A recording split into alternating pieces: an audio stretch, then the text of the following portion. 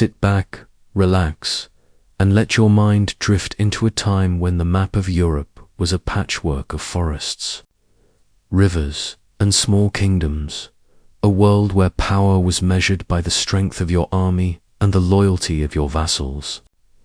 Imagine a figure emerging from this turbulent landscape, a man whose name would echo through centuries. Charles, later known to history as Charlemagne. Born in the mid-8th century, he would rise from the obscurity of Frankish nobility to forge an empire stretching from the Pyrenees to the Danube, from the North Sea to central Italy. Yet even as we celebrate his accomplishments, it is essential to remember that his world was perilous and uncertain, where a single misstep could lead to death on the battlefield or betrayal in the council hall.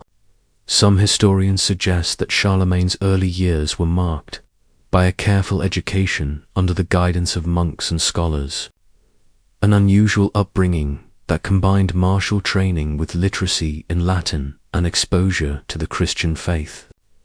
Others propose that these early influences shaped not only his strategic mind, but also his relentless drive to expand and consolidate power, blending piety with ambition. Picture the forests and river valleys of Austrasia and Neustria, where young Charles learned to ride, wield a sword, and navigate the tangled politics of the Frankish court. Each encounter a lesson in survival and dominance. By the time he assumed leadership alongside his brother Charlemagne, the stage was set for a series of campaigns that would transform Europe, yet the path was far from certain. The challenges were immense: rebellious Saxons, restless Bavarians, and a looming threat from the Islamic forces in the south. All eyes were on this ambitious young leader, watching to see if he could command not just men, but loyalty, faith, and the fragile trust of neighboring rulers.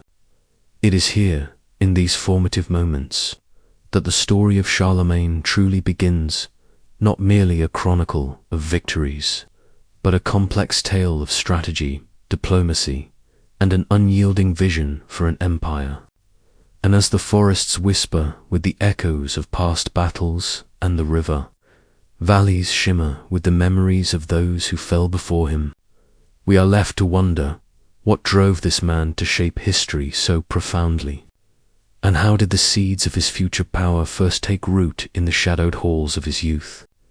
The answers begin to unfold as we step deeper into the world of a ruler destined to become a legend, as we move from the formative years of Charles into the turbulent early reign of the Carolingian dynasty. Imagine a Europe fractured by local kings, tribal leaders, and the lingering shadows of the old Roman Empire. A land where borders were as fluid as the rivers that cut through forests and plains.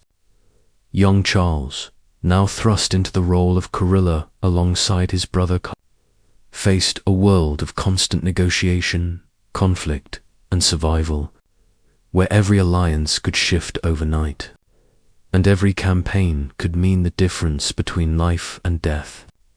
Some scholars suggest that the death of Pepin the Short, Charles's father, in 768 AD, created a crucible in which his character was forged, a test of both intellect and will, demanding that he navigate succession disputes while securing the loyalty of nobles whose ambitions rivaled his own. Others argued that these early challenges instilled in him a strategic patience, a sense that power was something to be constructed as much through diplomacy and ritual as through swords and spears. Imagine the Frankish palaces echoing with the voices of courtiers and clerics, the scent of burning torches mixing with the faint aroma of inked parchments, as Charles learned to balance the administration of his inherited lands with the constant threat of rebellion. His campaigns against neighboring kingdoms and the rebellious Saxons were not merely exercises in military might. They were lessons in governance, coercion, and psychological dominance, where each negotiated surrender or enforced conversion sent a message that reverberated across the continent. Picture the armies, clad in iron and leather, the rhythmic beat of hooves striking the soil, the tension of dawn before a siege, the whispers of strategists plotting every movement. Every encampment a microcosm of emerging imperial authority. Beyond the battlefield, Charles also cultivated alliances through marriage, patronage of the church, and the careful distribution of lands, blending traditional Germanic practices with a vision of imperial unity. From the northern forests where Danish traders tested his borders, to the river valleys of the south where Byzantine influence lingered, every step of his reign reflected the constant negotiation between force and diplomacy, tradition and innovation. And yet, amid the clamor of war and politics, Charles's personal ambitions stretched far beyond mere survival. He envisioned an empire that could unify diverse peoples under a single authority, a concept both radical and fragile. As we follow him through these early decades, we are left to ponder, how did a man shaped by the chaos of his youth transform that chaos into an empire that would endure long after his own death? And what were the hidden costs of such relentless ambition? The answers lie in the unfolding tapestry of campaigns, alliances, and reforms that would come to define his legacy.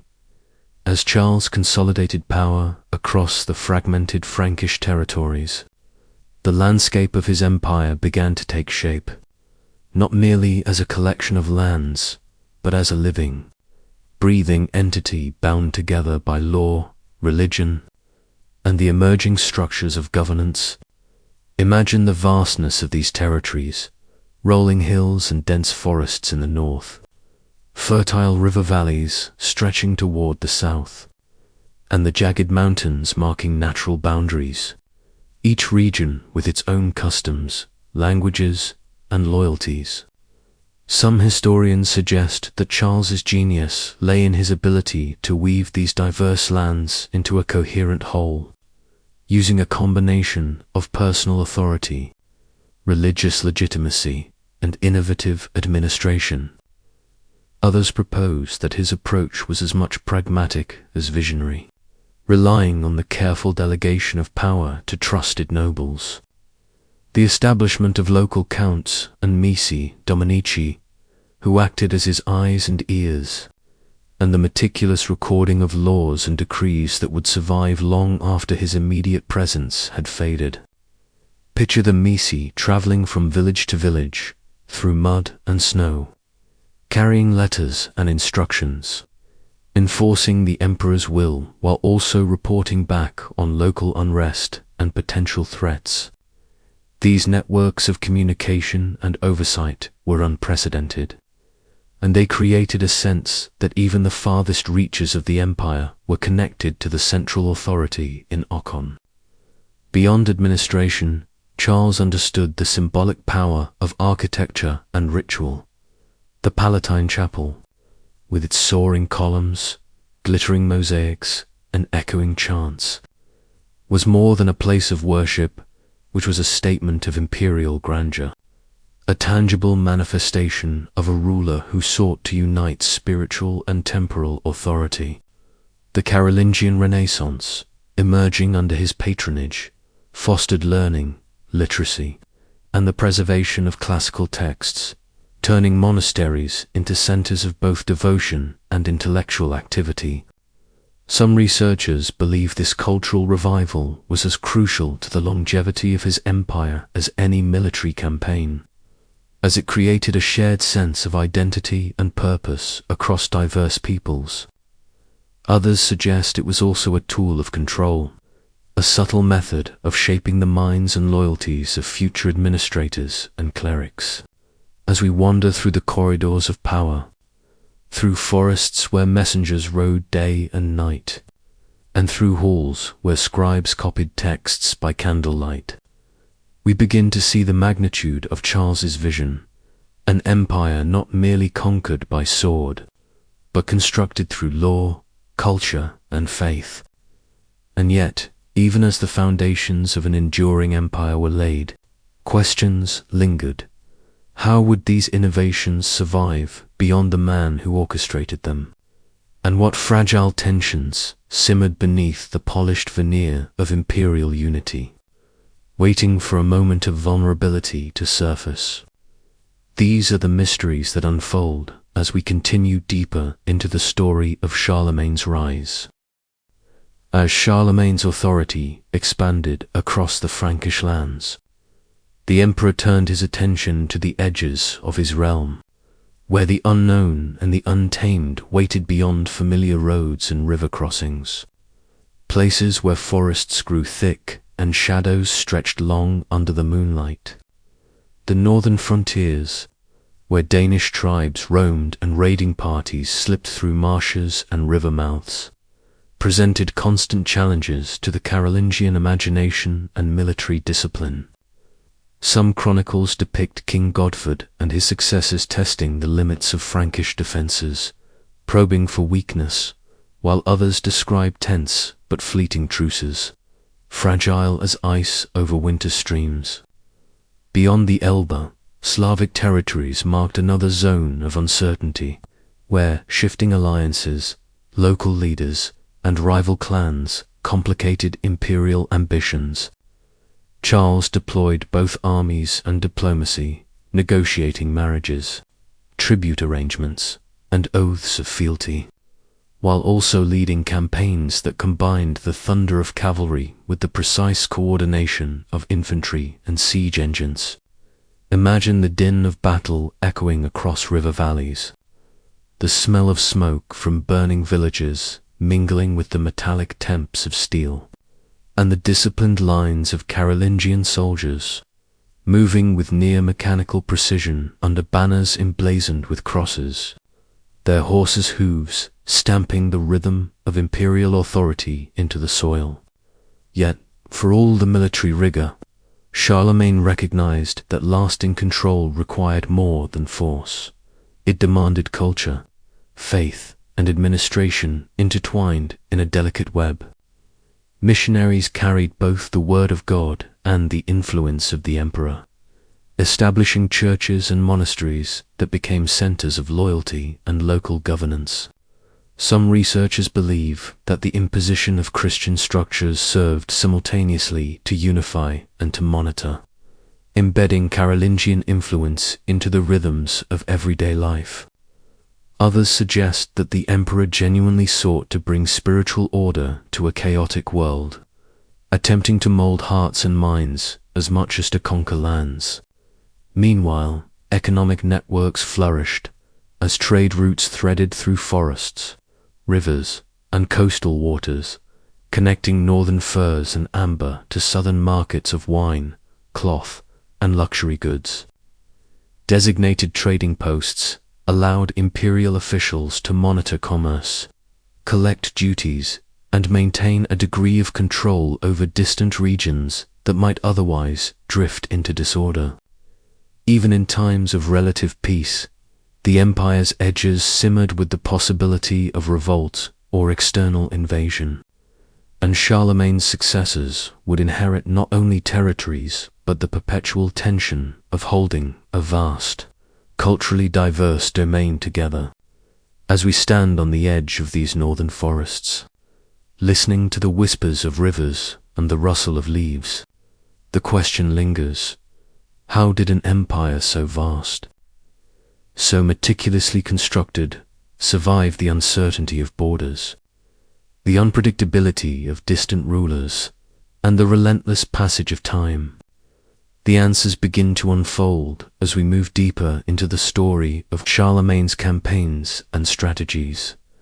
As the Carolingian Empire stretched its reach across Europe, Charlemagne's focus turned not only to the lands at the edges of his domain, but also to the fragile threads that held his vast territories together, threads spun from law, custom, and ritual that demanded careful attention and constant reinforcement. In the bustling courts of Aachen and other royal estates, The emperor surrounded himself with advisors, clerics, and envoys who carried news from distant provinces, each message a delicate puzzle piece in the larger mosaic of imperial governance.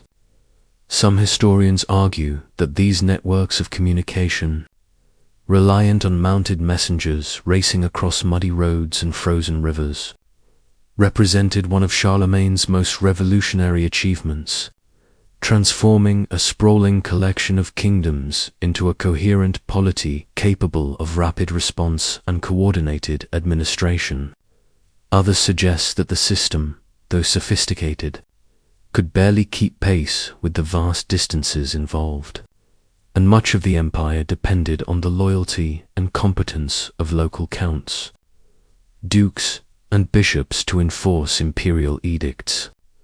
The missi dominici, pairs of inspectors dispatched to survey local governance, became crucial instruments of authority, their presence a reminder that even in remote villages, the emperor's gaze extended across the hills, forests, and rivers.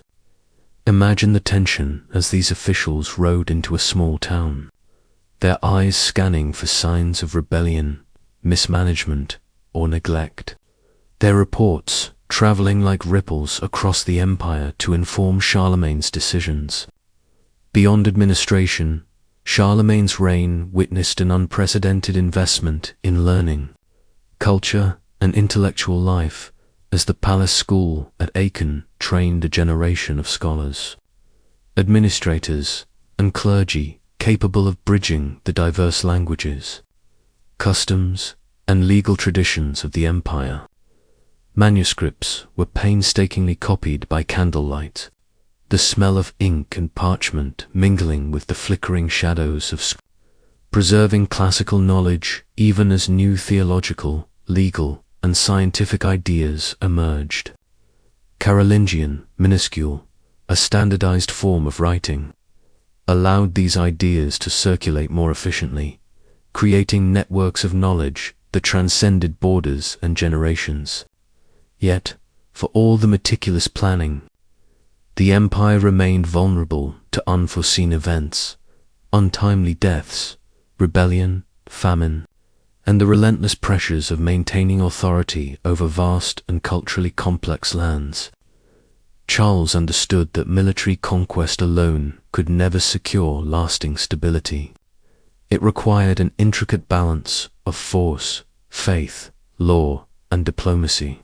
As the winter winds swept through the forests and over the plains, carrying the faint sounds of distant towns and markets, the empire pulsed with life and tension, a living organism whose survival depended on the delicate orchestration of countless human and natural forces. And yet, one question remained ever present in the minds of contemporaries and chroniclers alike. Could this grand vision, this unprecedented unification of lands, peoples, and ideals, endure beyond the lifetime of the man who had wrought it?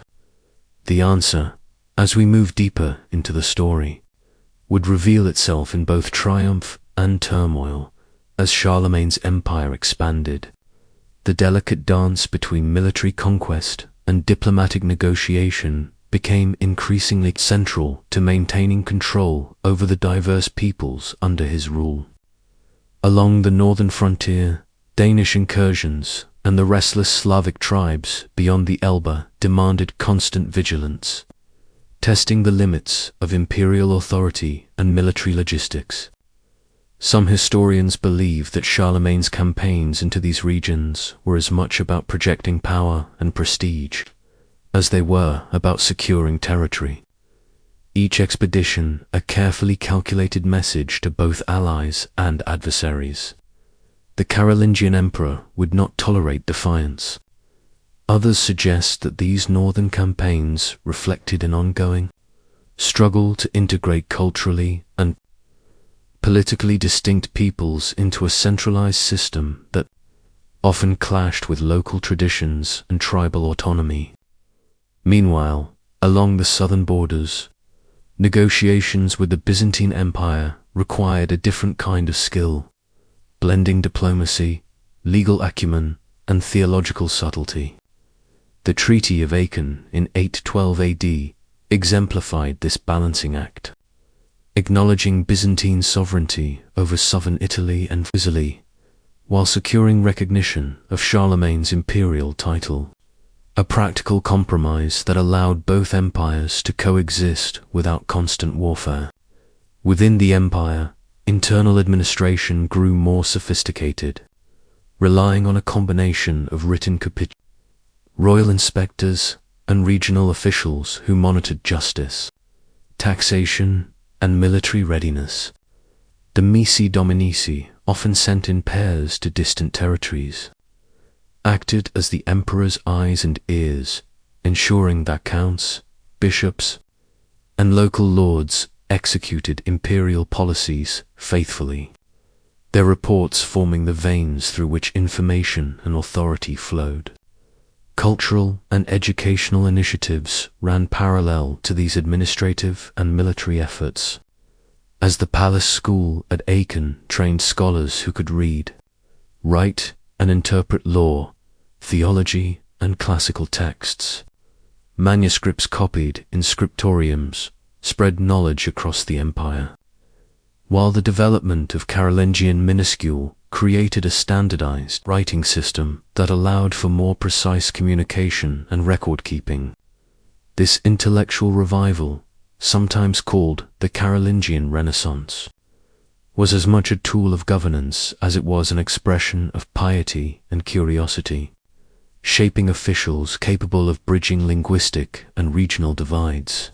Yet, for all the structure and planning, the empire remained a fragile construct, vulnerable to unexpected deaths, disease, and rebellion.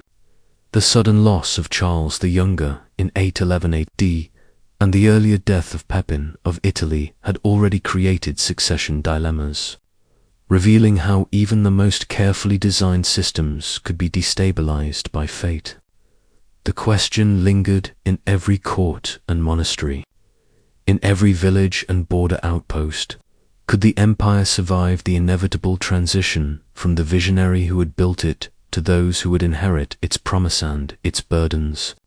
As the shadow of mortality and political uncertainty loomed, Charlemagne's legacy began to take shape not only in stone and law, but in the myths and chronicles that would immortalize him. As Charlemagne's life approached its final chapters, the focus of his empire shifted from expansion to consolidation, a subtle but profound transition that would determine whether his vast territories could endure, beyond his own formidable presence. From the cold, windswept plains of Saxony to the sun-drenched hills of southern Italy, the emperor's attention was increasingly absorbed by the administration of an empire that stretched across hundreds of miles, encompassing peoples who spoke different languages, worshipped in diverse traditions, and maintained social structures that often predated Frankish dominance. The sheer scale of governance required innovations in communication and logistics. Mounted couriers traversed snow-laden forests and muddy trade routes, carrying dispatches that could mean the difference between order and chaos. Within the imperial court at Aachen, decisions once made in the heat of military campaigns were now deliberated through layers of officials, clerics, and advisors who interpreted the emperor's instructions and translated them into actionable policies. Some scholars suggest that this shift marked the birth of a bureaucracy in embryonic form, a system that allowed Charlemagne's vision to extend beyond the limitations of a single, mortal body. Concurrently, the emperor's personal health began to falter, an almost poetic reminder that the human body has its own inexorable limits. Reports from Einhard and other contemporaries describe Charlemagne's increasing reliance on written reports, dictating correspondence while confined to his palace chambers. His once relentless energy tempered by fevers, digestive troubles, and the heavy toll of decades of military campaigning. Yet even in these moments of physical vulnerability, the emperor's mind remained sharp, orchestrating the legal, educational, and architectural projects that would cement his legacy. The completion of the Palatine Chapel at Aachen, a marvel of architectural ingenuity and spiritual symbolism, stood as a testament to both Charlemagne's ambition and the labor of countless artisans whose lives were devoted to crafting a space that fused religious devotion with imperial grandeur. Around this time, the Carolingian Renaissance flourished, its influence extending from monastic libraries to cathedral schools, producing an educated elite capable of preserving and interpreting classical and Christian texts alike. These scholars, trained under the emperor's patronage, would later serve as administrators, teachers, and advisors, weaving a network of cultural cohesion that transcended regional and ethnic boundaries.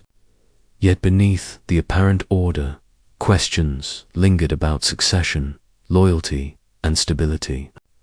The death of key heirs, the pressures of governing distant territories, and the unpredictable loyalties of nobles and military commanders created an undercurrent of tension, a silent reminder that empires, no matter how meticulously constructed, are always vulnerable to forces beyond their control. As winter approached in 813 AD, the stage was set for the final act of Charlemagne's life, a period in which mortality, memory, and myth would begin to intertwine in ways that would resonate across centuries, leaving observers and chroniclers alike to wonder, could the empire outlive the man who had forged it, or would it crumble under the weight of its own ambition? The winter of 813 AD brought more than cold winds and frost to the Palatine Chapel at Aachen. It carried with it the undeniable reminder of human fragility as Charlemagne, now in his mid-60s, faced the limits of a body that had conquered, legislated, and inspired for decades. The emperor's health, already weakened by years of relentless travel, military campaigns, and the burdens of governance, began to decline in ways that could not be ignored. Contemporary accounts describe periods of fever, sharp pains, and fatigue that kept him confined to the relative warmth and security of his palace chambers, where courtiers, physicians, and clergy attended to him in almost ritualistic fashion. Yet even in these moments of physical decline, Charlemagne's mind remained a center of authority, orchestrating the intricate workings of an empire whose reach extended from the Atlantic coasts of modern-day France to the forests and rivers of Central Europe, and from the North Sea to the sunlit valleys of Italy. Decisions that once demanded his personal presence now flowed through a sophisticated network of advisors, scribes, and subordinates who translated imperial vision into practical policy.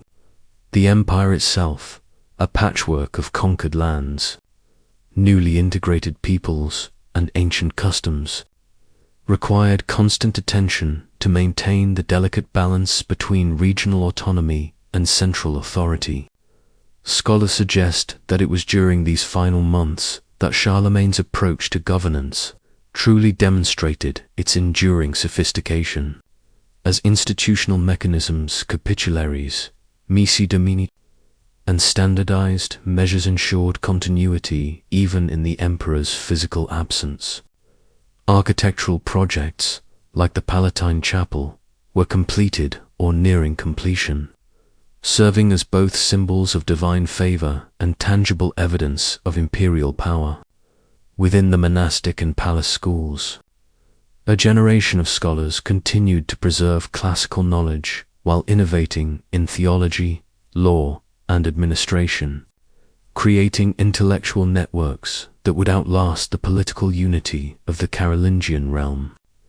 Meanwhile, the empire's frontiers, from the volatile Danish marches to the restless Slavic territories beyond the Elbe, reminded observers that the emperor's physical presence had once been a powerful deterrent to rebellion, and its absence now tested the loyalty of both nobles and soldiers. Couriers traveled day and night, carrying news and instructions across snowy plains and forested hills, a system that reflected not only necessity but also the remarkable organizational capabilities that defined Charlemagne's rule. As January 814 AD approached, whispers of mortality grew louder, and the court prepared for the inevitable transition.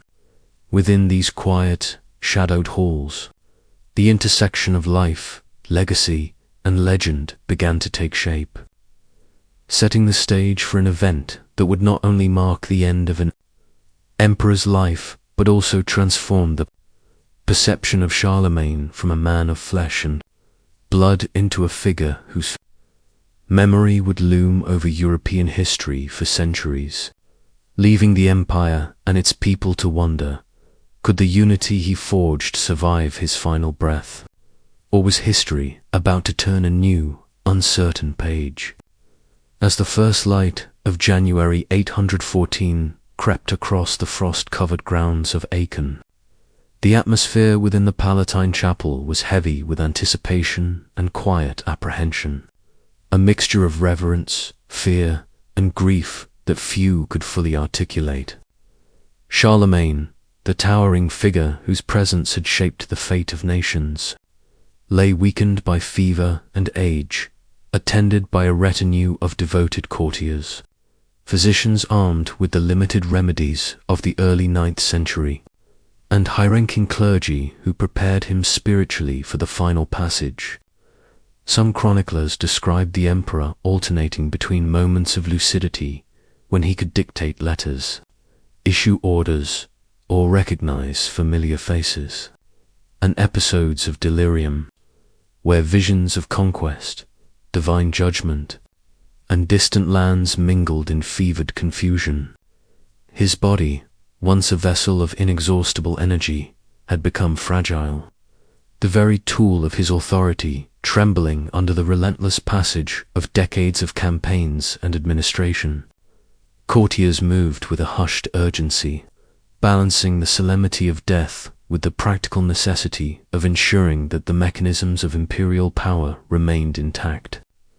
Within these same halls, scribes copied instructions for succession, while the Missi Dominici prepared to carry the news of impending transition to the empire's furthest reaches, where loyal counts, dukes, and bishops waited to act in accordance with the emperor's final wishes. Outside, the bitter winter winds whispered through the stone corridors and frost-laden courtyards, as if echoing the uncertainty of what lay ahead for a realm that had been unified by one man's vision. Scholars suggest that the emperor's awareness of his mortality may have shaped his final decisions, from the distribution of personal treasures to the careful reinforcement of Louis the Pious authority, ensuring a continuity that extended beyond mere bloodline and into the enduring structures of governance. The Palatine Chapel itself, recently completed after decades of architectural labor, stood as a testament not only to divine glory but also to human ambition, a sacred space where imperial and spiritual authority intertwined. Every carved stone, every gilded ornament, every echo of chanting monks reminded the observers that Charlemagne's legacy was both tangible and symbolic, a constant presence even as his mortal form waned. As the final hours drew near, the empire seemed to hold its breath, suspended between the certainty of an ending and the unknowable possibilities of succession. Would Louis the Pious command the same respect and authority as his father? Could the intricate web of administration, diplomacy, and military power continue to function without the hand that had crafted it? And as the emperor's breathing grew shallow, the court, the scholars, and the soldiers alike were left to wonder how the death of one man could ripple through the lives of millions, altering the course of European history forever. setting the stage for both continuity and fragmentation in a world that had been remade under Charlemagne's hand. With the passing of Charlemagne on that cold January morning in 800, the empire he had forged from scattered kingdoms and restless tribes faced a pivotal moment, a delicate balancing act between inherited authority and the uncertainties of succession. Louis the Pious, now sole emperor, stepped into a realm meticulously organized yet inherently fragile, a patchwork of lands stretching from the Atlantic coast to the Danube, encompassing diverse peoples, languages, and customs, each with its own expectations of leadership and loyalty. Some observers at the time noted the remarkable smoothness with which power transferred, a testament to the careful preparation of the previous decades. Where Louis had already been crowned co-emperor in 813 and had governed Aquitaine with increasing autonomy, learning the nuances of administration, diplomacy, and military oversight. Yet beneath this apparent stability, subtle tensions stirred. Regional nobles tested their limits. Slavic and Danish frontiers bristled with potential unrest, and the intricate network of counts, dukes, and missi dominici had to recalibrate their allegiance to the new emperor. The cultural and intellectual frameworks that Charlemagne had championed, the palace school, the codification of laws, the standardization of Latin script, and the promotion of monastic scholarship now became tools not only of continuity, but also of consolidation.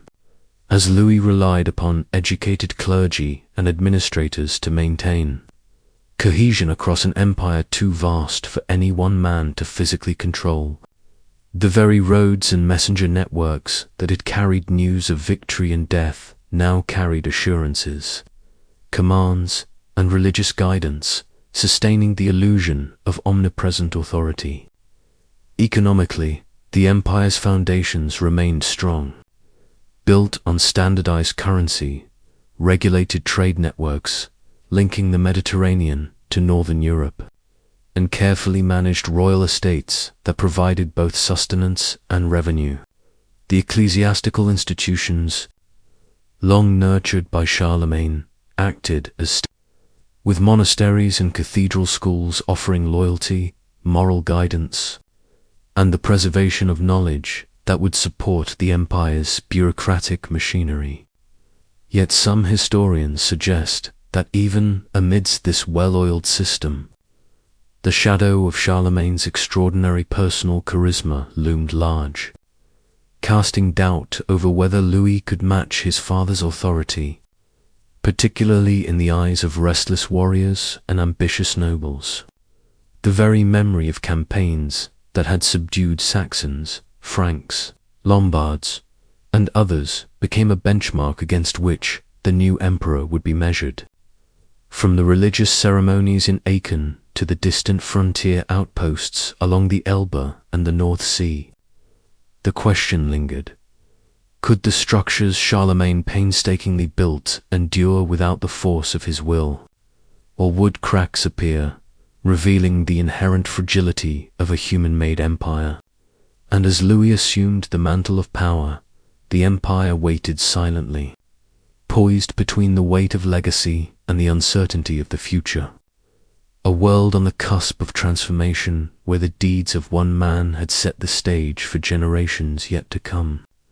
With the passing of Charlemagne on that cold January morning in 800, the empire he had forged from scattered kingdoms and restless tribes faced a pivotal moment, a delicate balancing act between inherited authority and the uncertainties of succession. Louis the Pious, now sole emperor, stepped into a realm meticulously organized yet inherently fragile, a patchwork of lands stretching from the Atlantic coast to the Danube, encompassing diverse peoples, languages, and customs, each with its own expectations of leadership and loyalty. Some observers at the time noted the remarkable smoothness with which power transferred, a testament to the careful preparation of the previous decades. where Louis had already been crowned co-emperor in 813 and had governed Aquitaine with increasing autonomy. Learning the nuances of administration, diplomacy, and military oversight. Yet beneath this apparent stability, subtle tensions stirred. Regional nobles tested their limits. Slavic and Danish frontiers bristled with potential unrest, and the intricate network of counts, dukes, and missi dominici had to recalibrate their allegiance to the new emperor. The cultural and intellectual frameworks that Charlemagne had championed, the palace school, the codification of laws, the standardization of Latin script, and the promotion of monastic scholarship now became tools not only of continuity, but also of consolidation. As Louis relied upon educated clergy and administrators to maintain cohesion across an empire too vast for any one man to physically control, the very roads and messenger networks that had carried news of victory and death now carried assurances, commands, and religious guidance, sustaining the illusion of omnipresent authority. Economically, the empire's foundations remained strong, built on standardized currency, regulated trade networks linking the Mediterranean to northern Europe, and carefully managed royal estates that provided both sustenance and revenue. The ecclesiastical institutions, long nurtured by Charlemagne, acted as with monasteries and cathedral schools offering loyalty, moral guidance, and the preservation of knowledge that would support the empire's bureaucratic machinery. Yet some historians suggest that even amidst this well-oiled system, the shadow of Charlemagne's extraordinary personal charisma loomed large, casting doubt over whether Louis could match his father's authority, particularly in the eyes of restless warriors and ambitious nobles.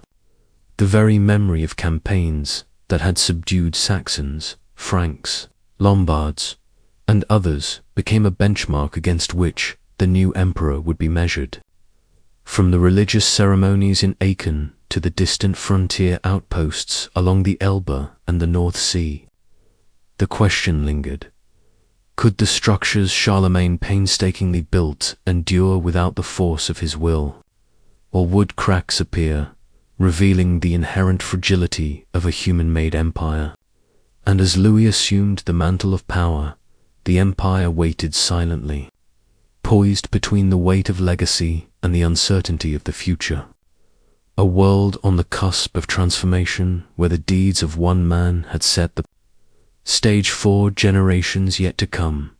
The early years of Louis the Pious reign were marked by a delicate dance between continuity and innovation, as he sought to honor his father's legacy while asserting his own vision for the Carolingian Empire, a task complicated by the intricate web of loyalties and expectations that stretched across its vast territories, from the windswept plains of Saxony to the rolling vineyards of Burgundy. The empire's diverse regions each presented unique challenges, demanding a combination of military vigilance, diplomatic subtlety, and administrative precision that tested the young emperor's capabilities from the moment he assumed the throne. In the north, Danish and Slavic raiders continued to probe the empire's defenses, their raids unpredictable and their presence a constant reminder that borders, though drawn on maps, existed in a fragile tension between conquest and survival. Louis relied heavily on his father's seasoned advisors, but he also faced the quiet pressure of nobles who measured his decisions against Charlemagne's legendary decisiveness, questioning whether the new emperor possessed the same resolve to maintain order and authority across a realm of staggering scale. Ecclesiastical influence remained a crucial tool.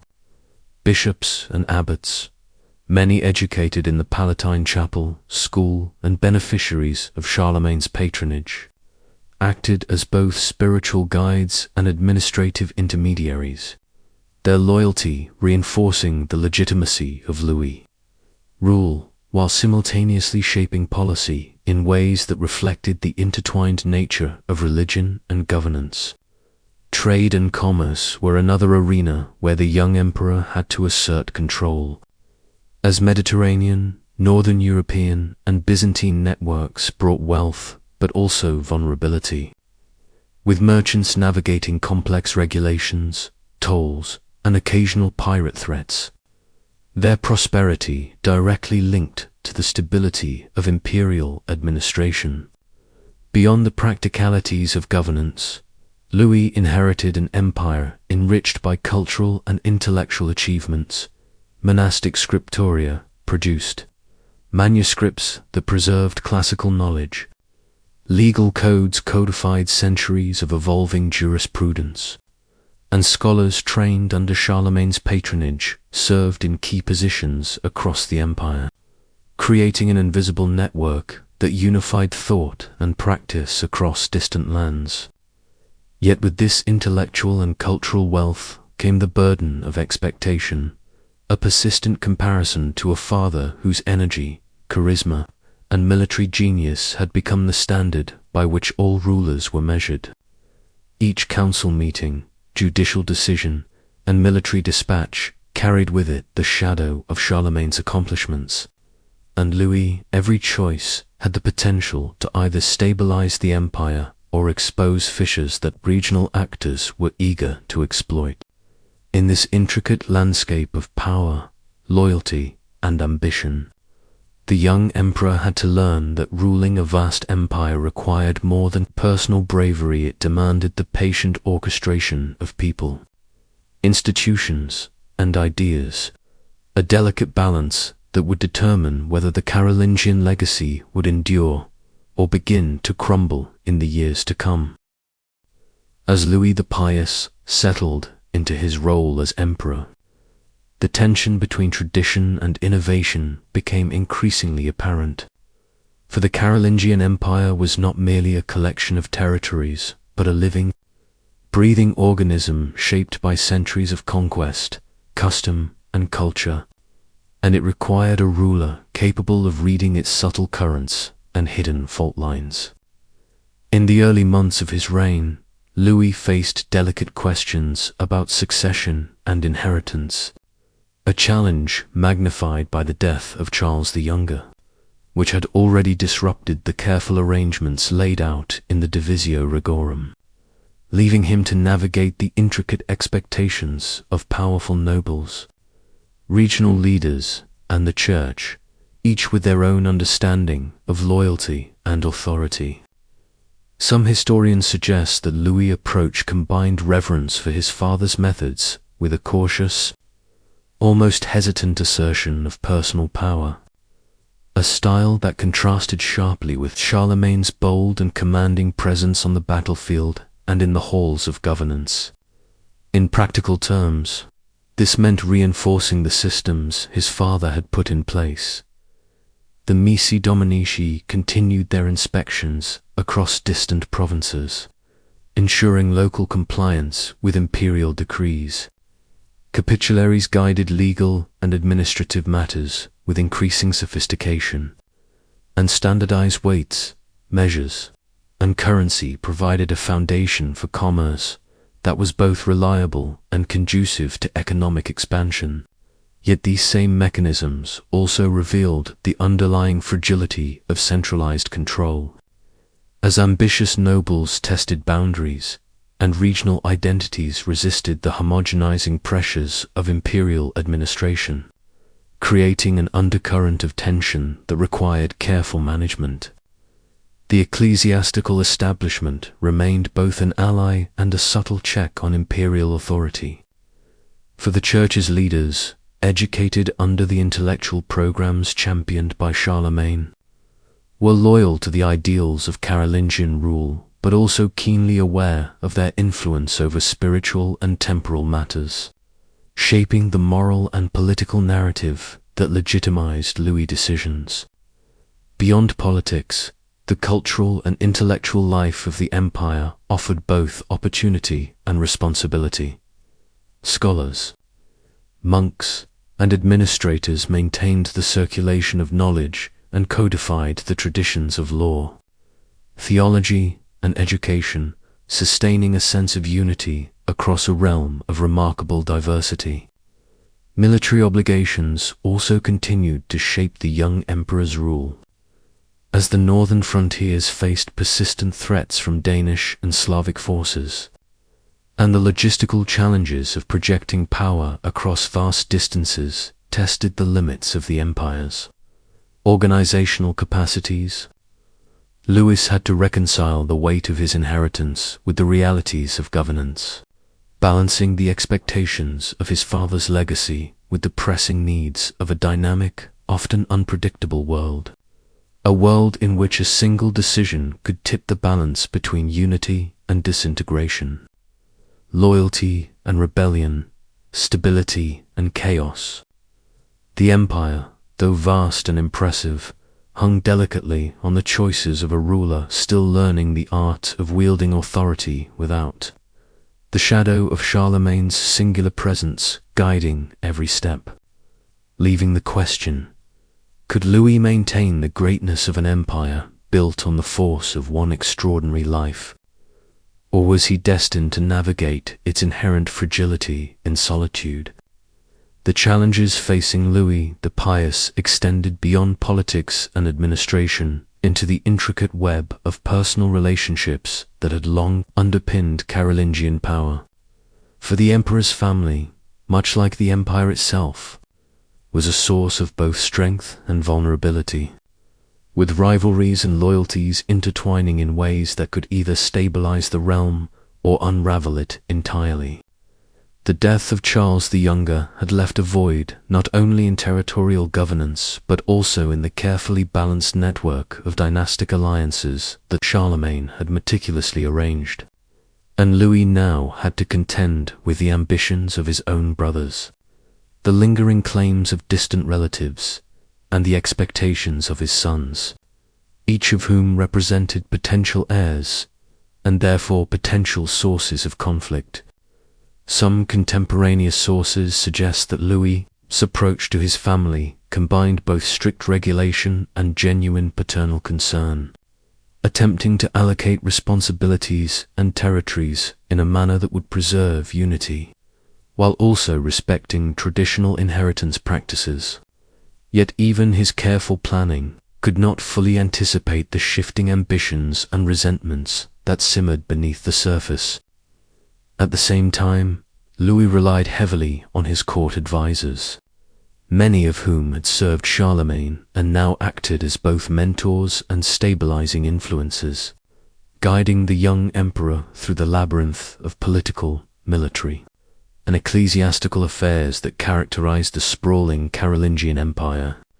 The northern frontiers, constantly under pressure from Danish raiders and Slavic incursions, demanded vigilant military oversight, and while Louis inherited well-trained armies and a network of fortifications, the absence of Charlemagne's personal presence in campaigns introduced uncertainty into the projection of imperial power, leaving commanders to exercise judgment in ways that occasionally clashed with centralized directives. The cultural and religious dimensions of rule also remained vital, as Louis continued to sponsor educational and ecclesiastical initiatives that not only reinforced loyalty among clergy and scholars but also legitimized imperial authority through the promotion of Christian values, art, and learning, sustaining the Carolingian Renaissance in the absence of its original architect.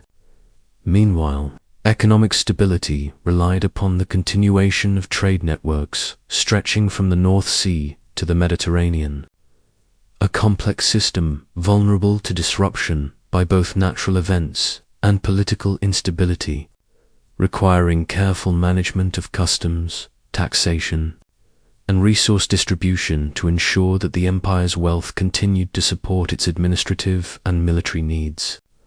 As Louis navigated these overlapping spheres of influence, he faced the constant tension between the ideals of centralized control and the practical realities of local autonomy, a delicate balance that required both strategic foresight and the ability to read subtle social and political cues across vast distances. The emperor's success in these early years was measured not only in victories or decrees, but in the quiet maintenance of stability across a realm that spanned cultures, languages, and traditions, leaving historians to ponder: could he hold together an empire whose cohesion had depended for so long on the force of a singular, larger-than-life ruler, or would cracks begin to form in the fragile veneer of unity that Charlemagne had painstakingly constructed? The early years of Louis the Pious' reign revealed the subtle but persistent challenges of succession. For while he had inherited an empire of unprecedented size and organization, the dynamics of power had shifted from the direct, personal authority wielded by Charlemagne to a more institutionalized system that required careful negotiation with regional nobles, ecclesiastical leaders, and military commanders whose loyalty could no longer be assumed but had to be cultivated and maintained. The emperor's reliance on written correspondence, and the network of missi dominici allowed for the extension of oversight across great distances. Yet these mechanisms also highlighted the limitations of a ruler removed from the immediacy of battle and local dispute, raising questions about the durability of imperial control when exercised from the relative security of Aachen rather than the field. Louis' efforts to balance familial expectations with the political necessity of unity were further complicated by the presence of multiple heirs, each of whom would one day claim a portion of the Carolingian patrimony, introducing potential fractures that even the most meticulous planning could not fully prevent. Contemporary chroniclers described the emperor's careful attention to the moral and spiritual education of his children, a reflection of both personal piety and political foresight, ensuring that the next generation understood the responsibilities inherent in imperial power, while also remaining sensitive to the broader social and religious frameworks that underpinned authority throughout the empire. At the same time, external pressures demanded vigilance, for the northern seas were frequented by Danish raiders whose mobility and knowledge of local waterways threatened trade and coastal settlements, and the Slavic territories along the Elbe required a combination of diplomatic skill, military presence, and local alliances to maintain stability without provoking open rebellion. Economically, Louis inherited a system both robust and delicate, dependent upon trade networks linking the Mediterranean, Northern Europe, and the emerging Islamic world, whose merchants brought goods, ideas, and technologies that enriched the empire, while also requiring careful regulation to prevent disruption from piracy, banditry, or the vagaries of political instability. The ecclesiastical establishment provided both moral legitimacy and practical governance, as bishops, abbots, and monastic communities acted as intermediaries between the central authority and local populations, administering lands, collecting dues, and promoting cultural cohesion through education, manuscript production, and the preservation of both classical and Christian knowledge.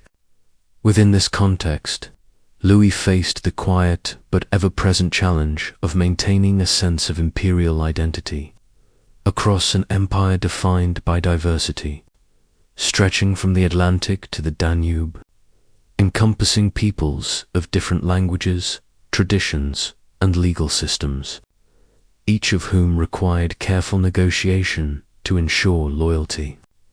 The emperor's success, therefore, was measured not only by victories in the field, but by the delicate orchestration of administrative, religious, and familial networks that sustained unity, leaving historians to wonder, in an age where the aura of personal rulership had defined legitimacy, could an institutionalized empire endure? Or would the pressures of distance, ambition, and diversity gradually erode the foundations laid by Charlemagne? The consolidation of power under Louis the Pious brought with it not only opportunities, but also the weight of expectation. For the shadow of Charlemagne loomed large over every decision, every decree, and every military campaign, creating an almost impossible standard against which the new emperor would be measured. Some contemporaries and later chroniclers suggest that Louis' character more pious, reflective, and less physically commanding than his father shaped an administration that relied increasingly on careful deliberation, legal frameworks, and ecclesiastical counsel, rather than the swift, decisive actions of battlefield heroics that had defined Charlemagne's reign. Yet, in this methodical approach lay both strength and vulnerability. As regional nobles began to test the limits of imperial authority, probing the boundaries of loyalty through subtle defiance, negotiation, or outright rebellion, forcing the emperor to navigate a complex landscape where the interplay of personal influence, institutional structures, and religious legitimacy determined the success or failure of governance. The co-emperorship of 813 AD had offered a measure of continuity, allowing Louis to assume control with the support of key advisors and retainers who understood both the machinery of Carolingian administration and the delicate relationships among territorial lords. Yet the latent tensions inherent in a divided succession scheme remained, with younger sons and ambitious relatives poised to claim their share of the empire, threatening internal cohesion even as external threats demanded vigilance and decisive leadership. Military matters, though less central to Louis's personal identity, remained critical, particularly along the northern frontier where Danish incursions, raiding parties, and the shifting allegiances of border tribes required a blend of fortification, diplomatic negotiation, and strategic military deployment to maintain both security and the perception of imperial strength. In parallel, the ecclesiastical and cultural programs initiated under Charlemagne continued to flourish, as monastic schools, cathedral chapters, and palace academies trained new generations of clerics, administrators, and scholars who could implement policies across vast distances, translating imperial vision into practical governance while reinforcing loyalty through shared educational and religious frameworks. Economic stability, too, depended on these interconnected networks, for trade with Byzantium, the Islamic world, and Northern Europe sustained not only wealth but also the flow of ideas, technologies, and cultural practices that bound distant territories together under a common Carolingian identity.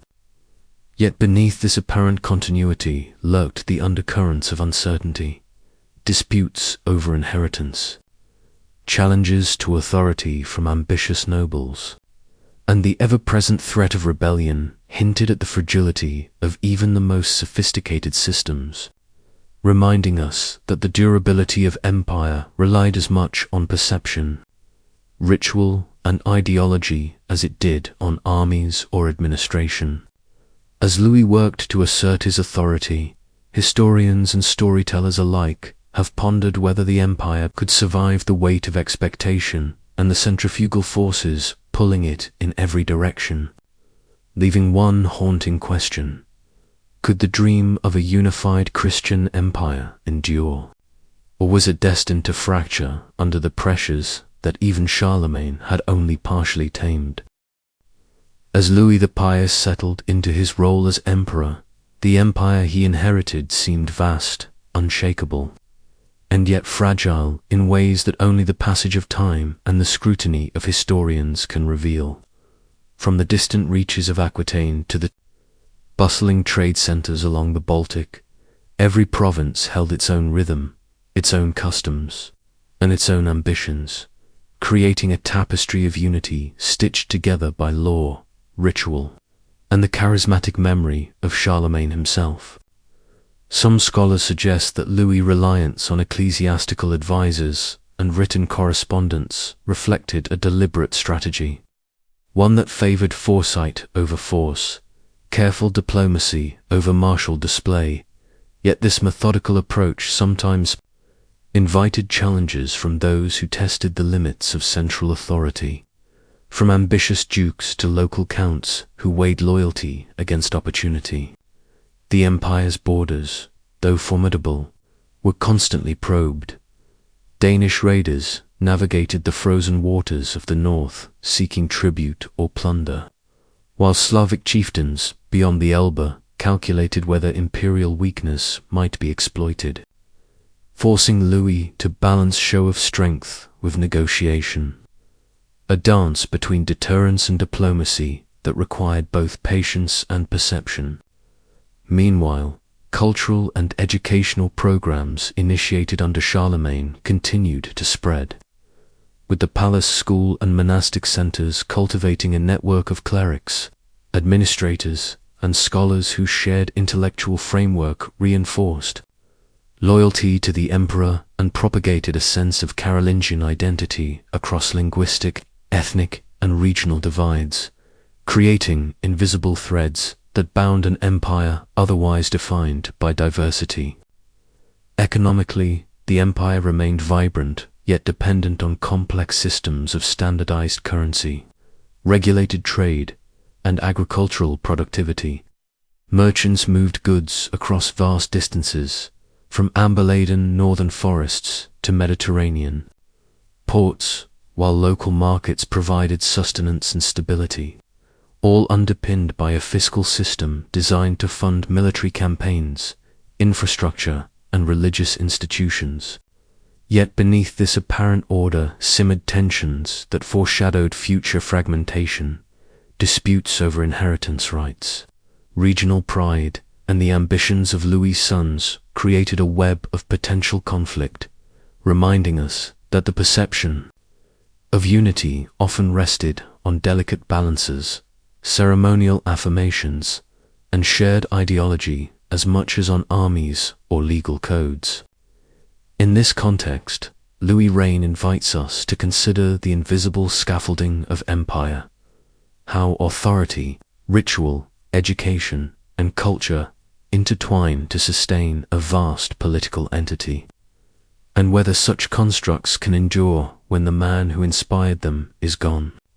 As we peer into these early years of Louis's administration, one question lingers like a shadow across the empire. Could the unity that Charlemagne had forged survive the subtle, relentless pressures of human ambition and the passing of time? Or was the empire already poised on the edge of inevitable change? The early years of Louis the Pious' reign were marked by careful observation, patient consolidation, and the quiet maneuvering of power that contrasted sharply with the bold campaigns of his father, while Charlemagne had ridden across continents, forging territories with the clash of swords and the promise of imperial authority. Louis moved through his empire with a subtler hand, relying on envoys, written decrees, and the moral weight of his inherited position, creating a climate in which loyalty was cultivated as much through respect and tradition as through fear or obligation. Some historians argue that this period saw the maturation of Carolingian administration into a truly bureaucratic system, with missi dominici traveling on rigorous schedules to inspect local officials, enforce capitular laws, and report on both economic productivity and social stability, ensuring that the empire's vast and disparate provinces were woven into a coherent whole even as local ambitions simmered beneath the surface. Yet, despite these innovations, challenges arose almost immediately. The northern frontiers required constant vigilance against Danish incursions. The eastern territories along the Elbe were home to restless Slavic communities whose allegiance was fragile. and the remnants of internal rivalries among Frankish nobility reminded Louis that inherited authority was never absolute, that it had to be actively maintained through strategy, negotiation, and sometimes subtle coercion. Meanwhile, the cultural and religious frameworks that Charlemagne had nurtured continued to solidify imperial identity. Monasteries remained centers of learning, literacy spread across the elite, and liturgical standardization provided a common, spiritual and administrative language that transcended regional differences, creating a network of allegiance that was intellectual as much as political, and spiritual as much as secular. Economically, trade flourished under Louis's oversight, with Carolingian merchants navigating both Mediterranean routes and northern waterways, carrying goods that bound distant lands together while contributing to the empire's wealth and the ruler's ability to fund both religious and military enterprises. Yet even here, subtle frictions appeared as local lords negotiated privileges, tolls, and access, revealing how tightly interconnected commerce and authority had become. In this delicate balance, every decree, every journey, every ritual carried weight, and Louis learned that sustaining an empire required patience as much as power, perception as much as might, and the constant awareness that the shadow of Charlemagne loomed over every decision, every council, every negotiation. And yet, as the empire adjusted to the rhythm of a new ruler, an underlying question persisted like a whisper through the corridors of power. Would the unity forged in the fires of conquest withstand the subtler tests of governance, or would the empire slowly unravel from within, its strength measured not by armies alone, but by the fragile loyalty of its people? As Louis the Pious settled into his role, the weight of expectation pressed upon him from every direction, both visible and unseen. He inherited not only the vast territories of his father, but the mythic aura of Charlemagne, whose legend had already begun to blur the lines between history and story, creating an almost impossible standard against which every act, every decision would be measured. In the early years, Louis focused on consolidating authority, reaffirming the loyalty of key nobles, bishops, and abbots, while simultaneously navigating the subtle currents of ambition that ran through the empire's heartlands. Some scholars suggest that the co-emperorship had prepared him for this, instilling a sense of continuity. Yet the reality of sole rulership revealed the delicate tensions between inherited power and the political cunning required to maintain it. The ecclesiastical sphere became both a tool and a test, as Louis leaned on the church to legitimize his authority, issuing charters, endowments, and reforms that bound religious leaders to the crown, while simultaneously asserting oversight over moral and administrative conduct within the empire. Monasteries, cathedral schools, and scriptoria became centers not only of learning but of loyalty, transmitting imperial ideals through the careful copying of texts and the cultivation of networks of influence that stretched from the Pyrenees to the Elbe. At the same time, the challenges of governing diverse peoples remained ever present. Saxon and Slavic territories along the northern and eastern frontiers required both diplomacy and a measured show of military force, as Louis had to demonstrate strength without provoking rebellion, balancing punitive expeditions with negotiated settlements, gifts, and the careful appointment of local officials who could maintain order without undermining imperial authority.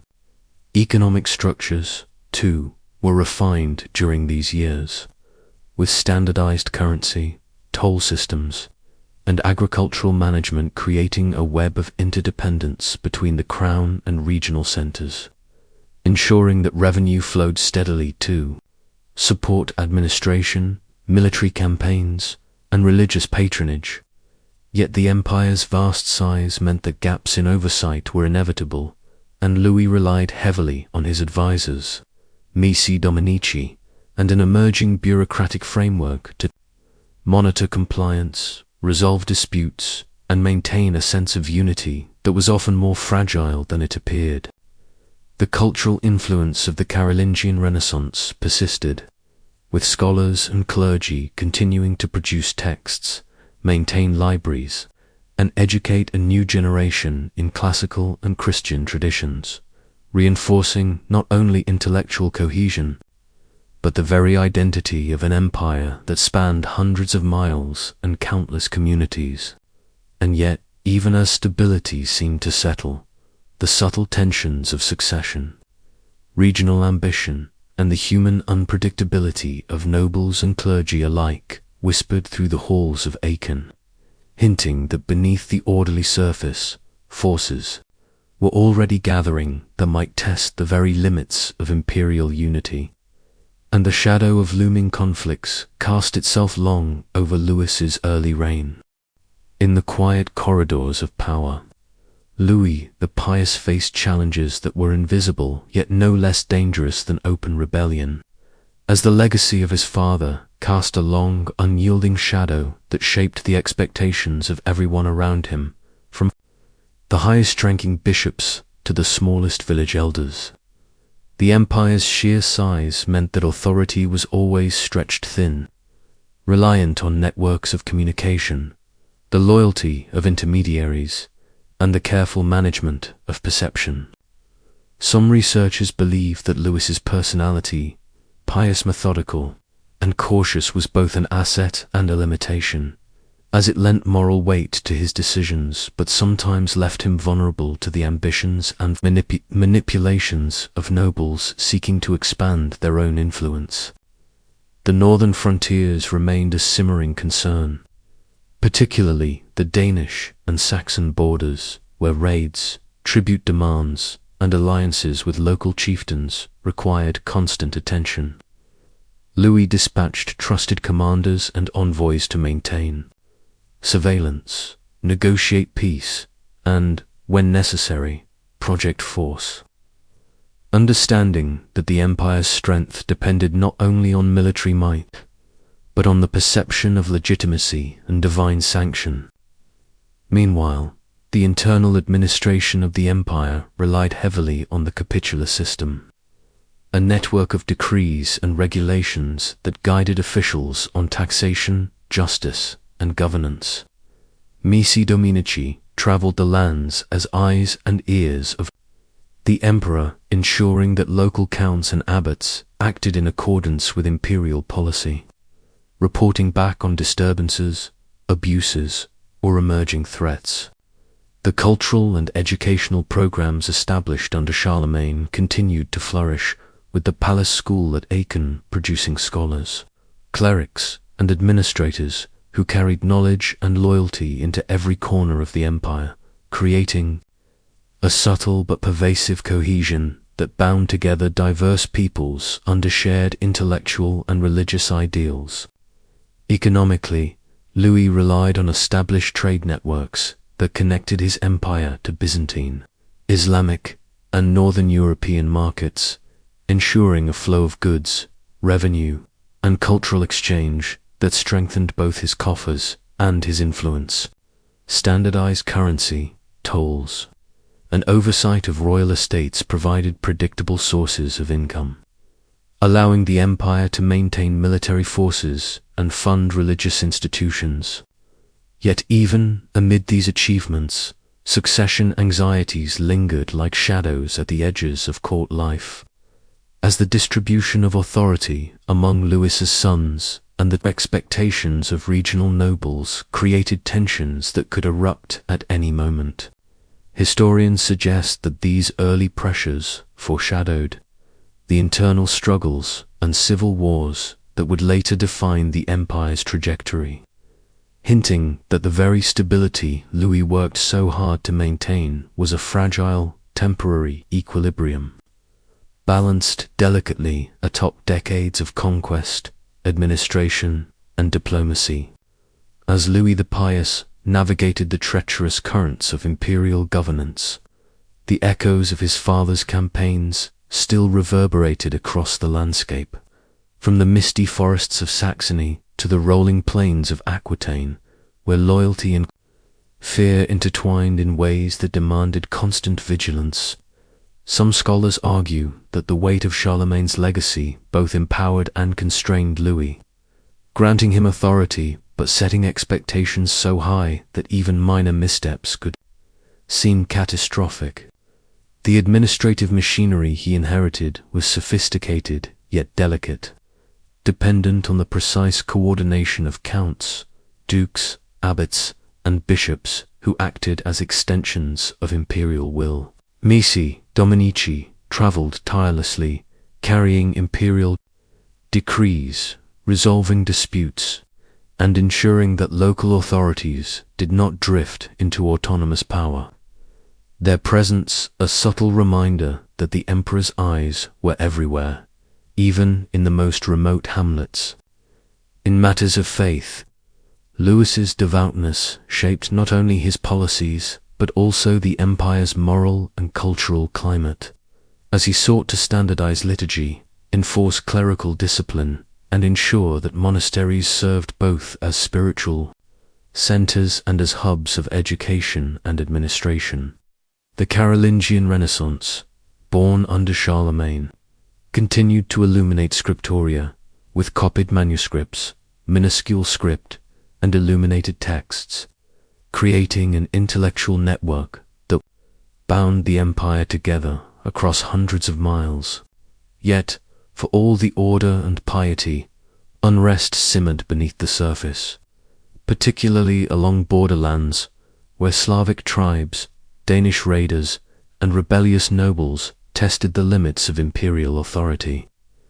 Military campaigns were frequent, not always large in scale, but essential in demonstrating that the empire's reach remained formidable. Economic life continued to intertwine with politics, as trade routes carried amber, furs, and luxury goods from the north into the heart of Carolingian markets, while Mediterranean commerce connected the empire to Byzantine and Islamic worlds, providing wealth but also opportunities for conflict and negotiation. Within the palace at Aachen, the tension between ceremonial grandeur and practical governance created an atmosphere where every audience, feast, and council carried both political and symbolic weight. Louis's advisors balanced respect for imperial dignity with the need for honest counsel, aware that even subtle missteps could ripple across the empire.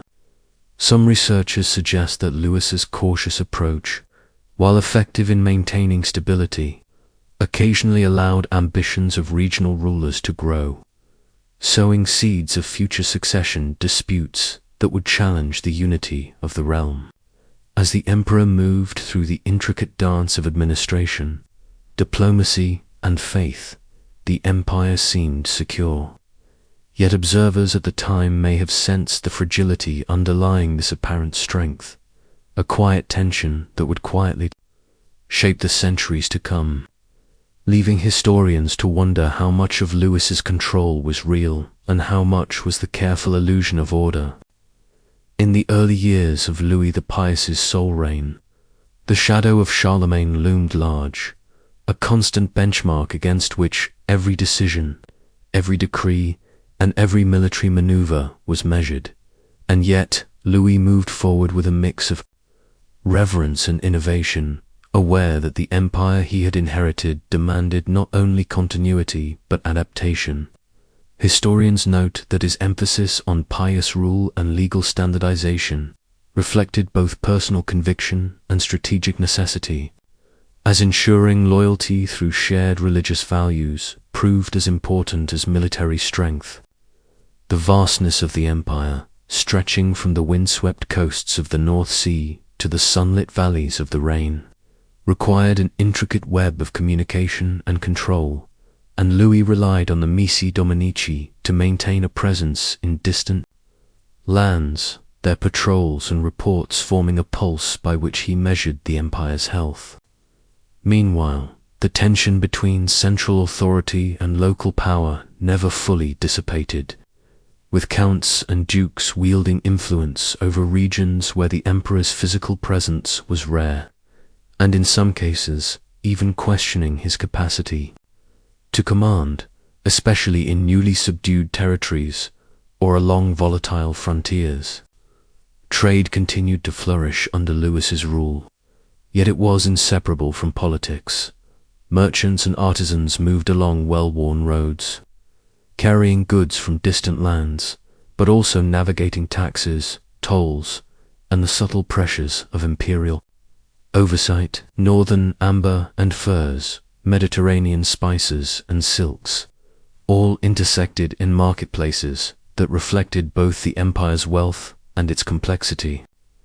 The ecclesiastical sphere remained a central pillar of authority, as Louis invested in monasteries, cathedral schools, and the standardization of liturgy, creating networks of educated clergy who acted as both spiritual guides and administrative agents, their loyalty intertwined with the stability of the realm.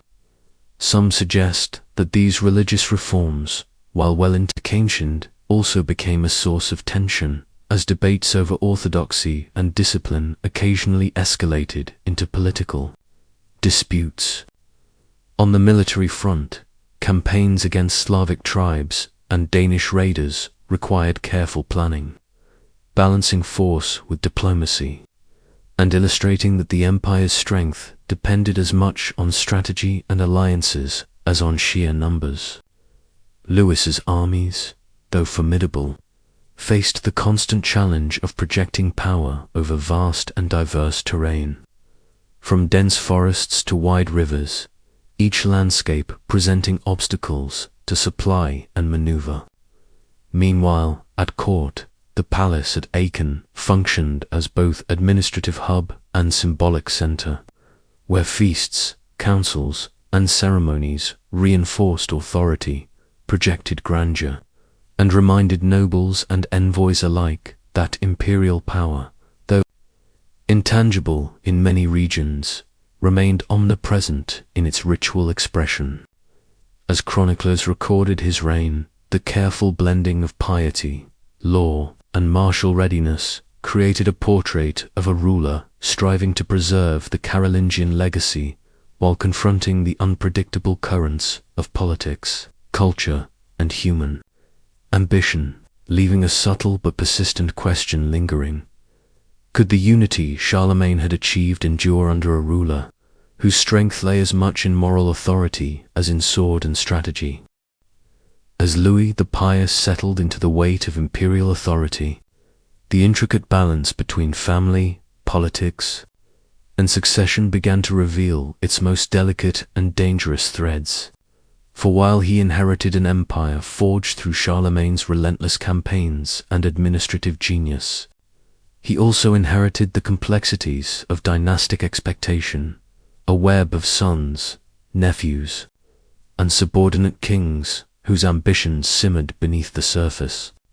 And historians note that the carefully orchestrated coronation of co-emperors and the division of territories, while intended to prevent conflict, often sowed the seeds of rivalry.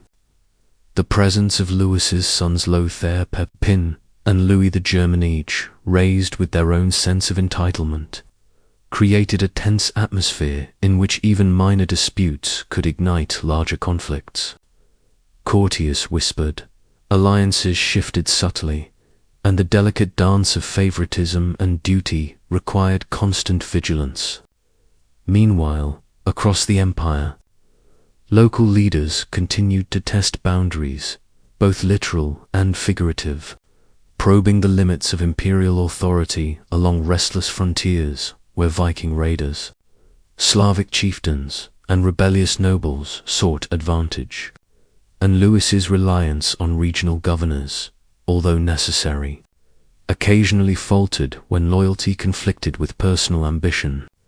The economic systems Charlemagne had meticulously established persisted, yet were subject to the strains of sustaining a sprawling bureaucracy.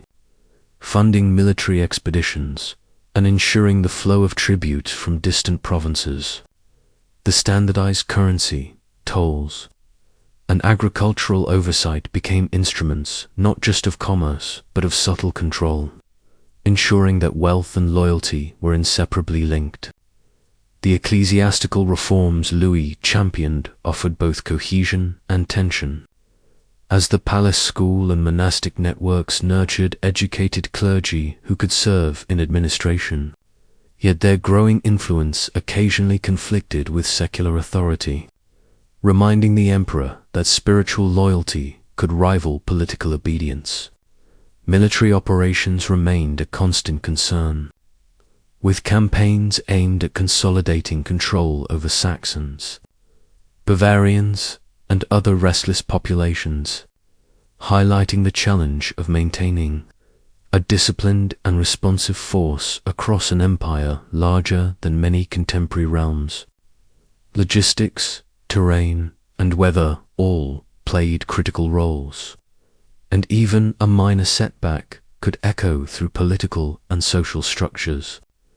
At court, ceremonial life and ritual became tools of governance, reinforcing hierarchy and demonstrating imperial presence in a world where distance diluted authority.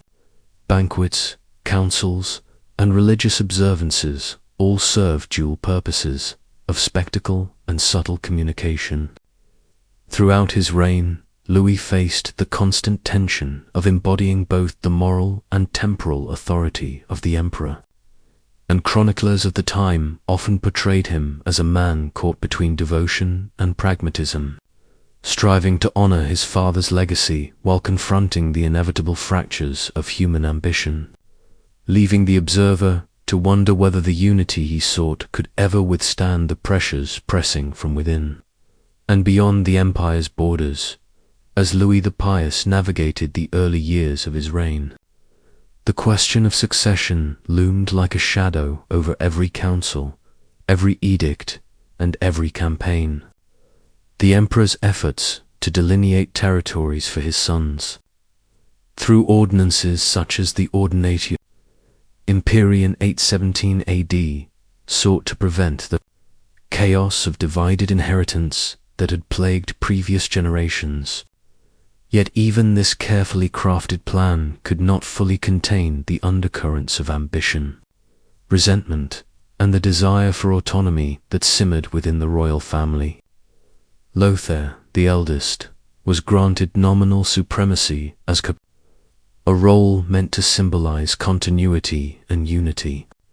Yet this very designation ignited subtle tensions among his brothers, Pepin of Aquitaine and Louis the German, who interpreted the divisions as both opportunity and slight, a delicate balance of honor and envy that would later erupt into open conflict. Beyond family dynamics, the empire itself presented constant trials along the northern frontiers. Danish and Viking incursions threatened trade networks and exposed vulnerabilities in border defenses.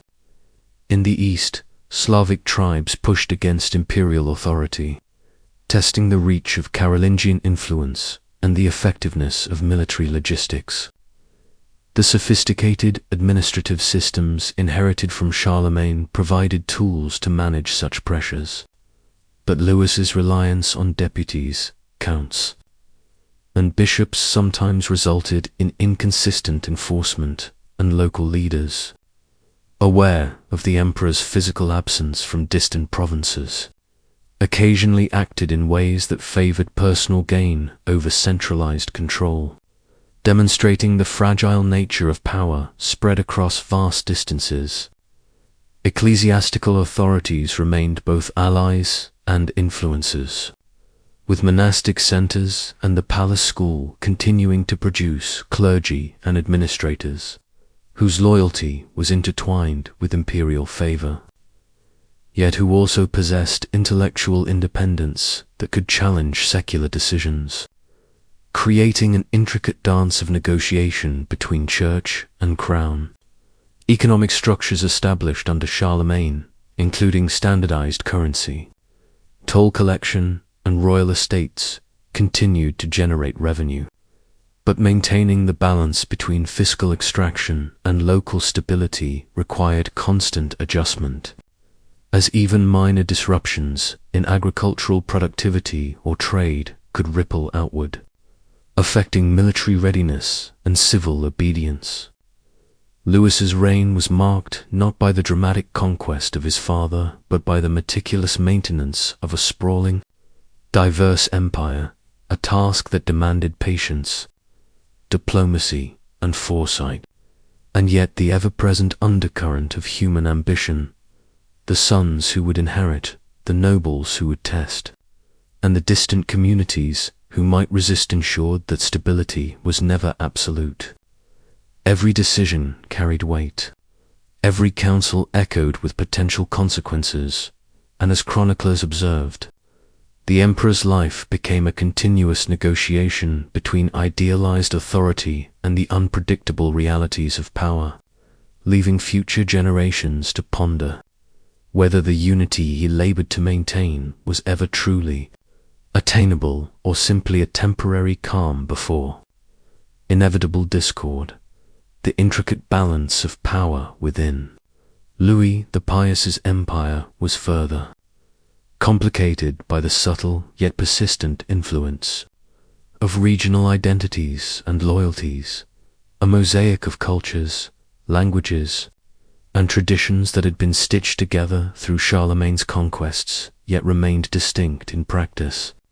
In Aquitaine, Burgundy, and Bavaria, local nobles and administrators had long established networks of influence, accustomed to exercising authority with a degree of autonomy and the sudden presence of a new emperor, no matter how legitimate, invited questions about limits, privileges, and obedience.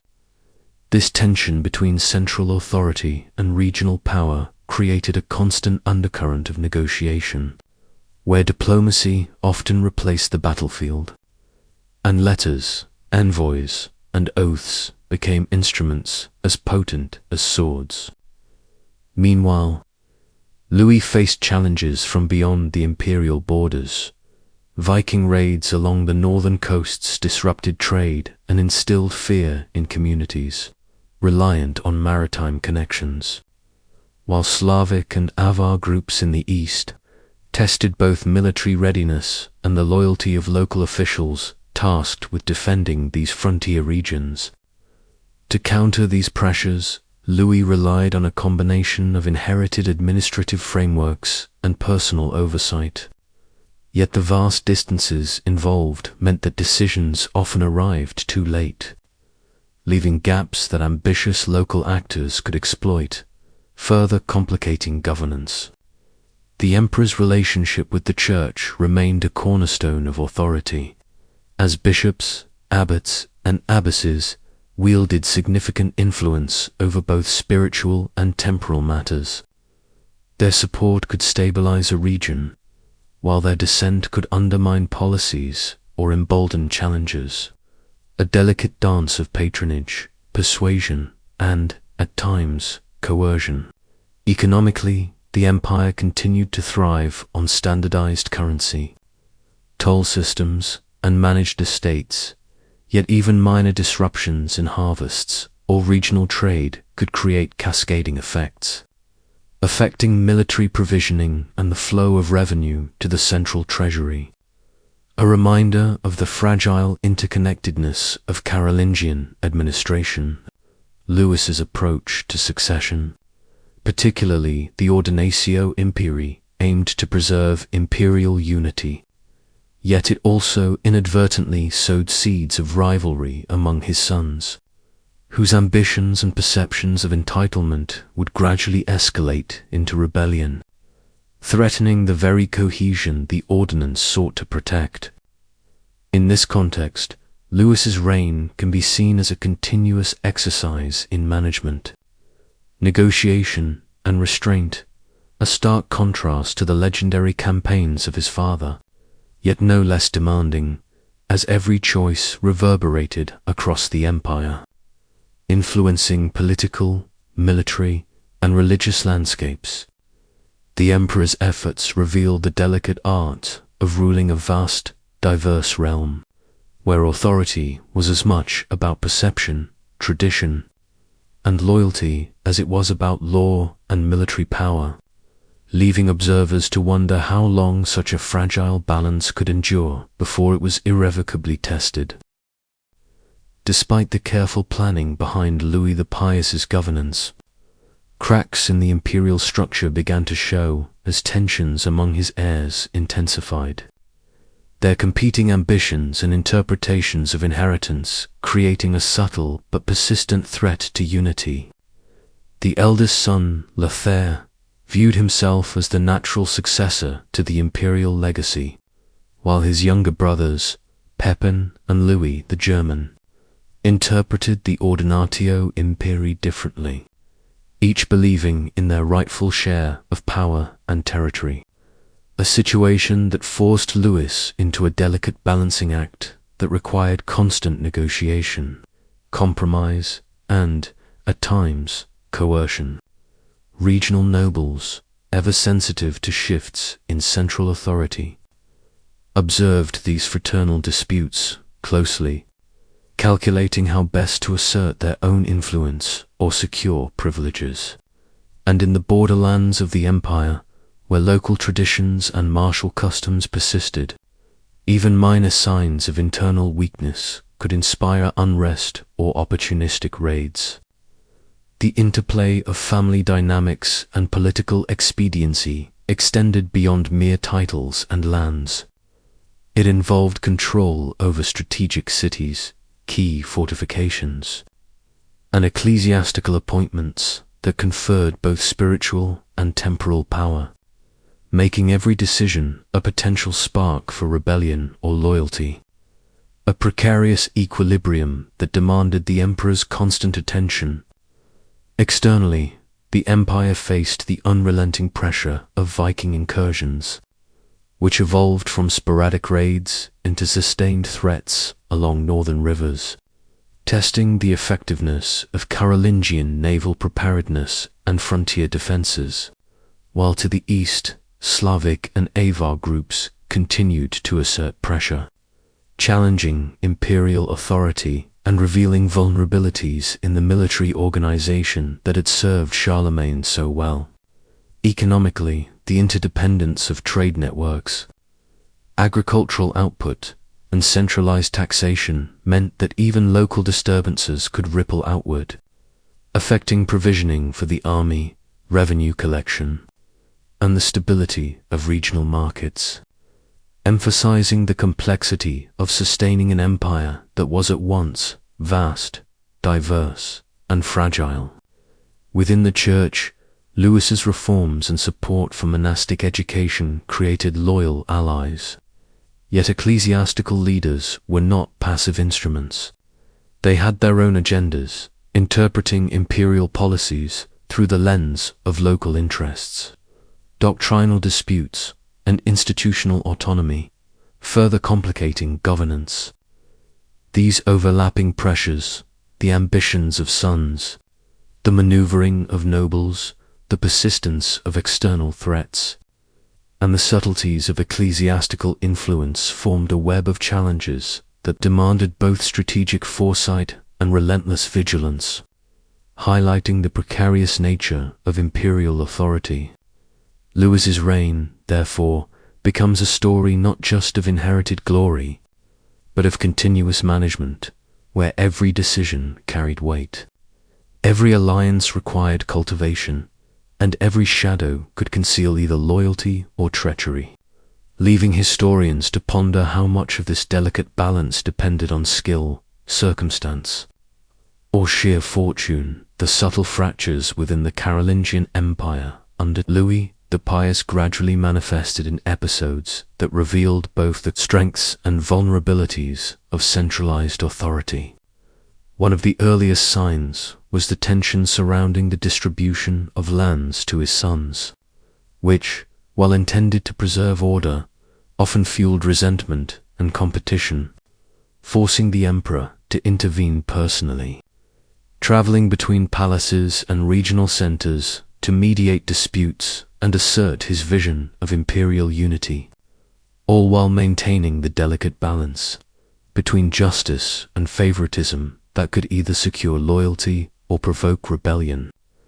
Beyond the royal family, the empire's vast bureaucracy faced tests as local counts and dukes, empowered by tradition and fortified territories, sometimes interpreted laws and capitularies in ways that suited their own ambitions, exploiting gaps in oversight.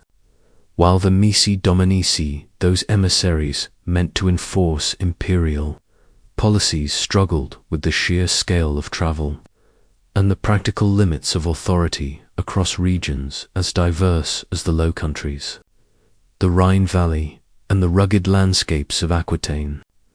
Economically, Louis had to contend with the maintenance of a complex system of royal estates, taxation, and trade, ensuring that supply chains for military and administrative purposes remained intact. A challenge exacerbated by poor harvests, localized famines, or disruptions along critical river routes that could stall the movement of grain, timber, or coin, reminding us that even an emperor's will was constrained by the rhythms of nature and human labor. Meanwhile, the external frontiers continued to demand vigilance. Viking raids along the northern rivers grew bolder, testing both fortifications and the ability of regional forces to respond swiftly, while the eastern borders with Slavic and Avar populations remained areas of negotiation, tribute, and occasional skirmishes, creating a persistent state of tension that required constant intelligence, diplomacy, and readiness for mobilization. The Church, long a stabilizing partner in Carolingian rule, now emerged as both ally and subtle counterbalance, as bishops and abbots wielded influence not merely through piety but also through control of land, literacy, and networks of loyalty, making ecclesiastical endorsement an essential, though sometimes complicated, element of political legitimacy, particularly as doctrinal controversies and local prerogatives intersected with secular governance.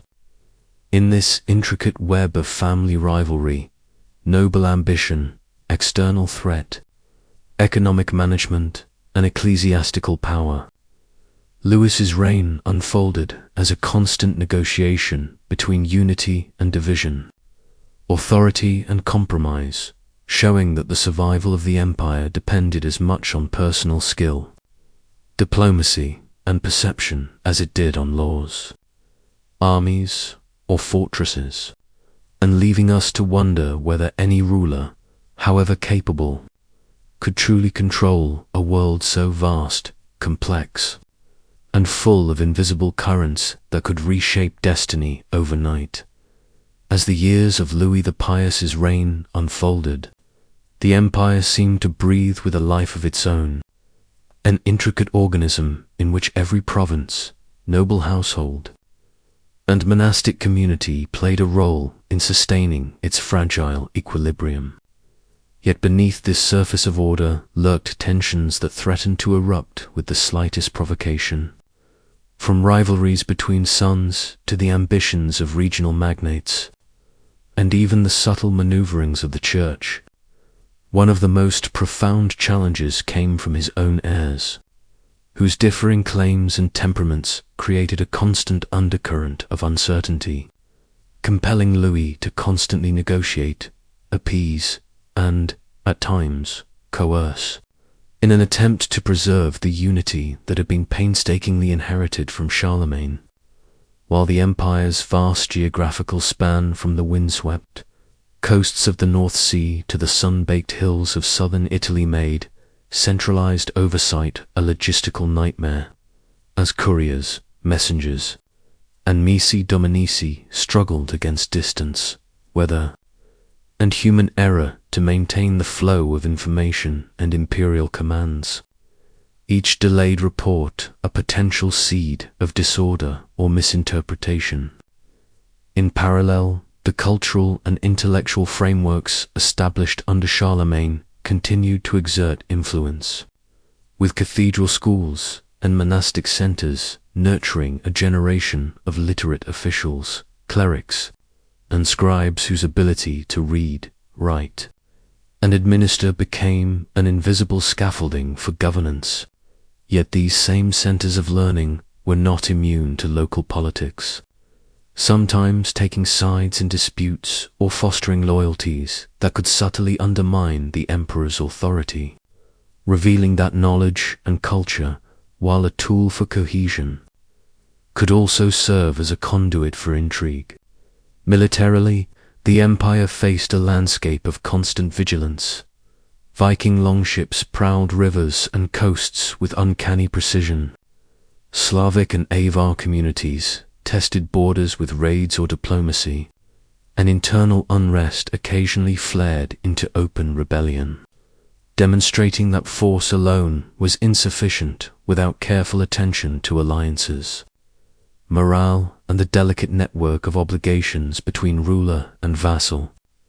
Economically, the management of royal estates, taxation, and trade networks demanded continuous oversight, particularly in times of poor harvests or disruption, reminding us that even an emperor's power was tethered to human labor, the fertility of soil, and the flow of goods that connected distant towns, ports, and rivers.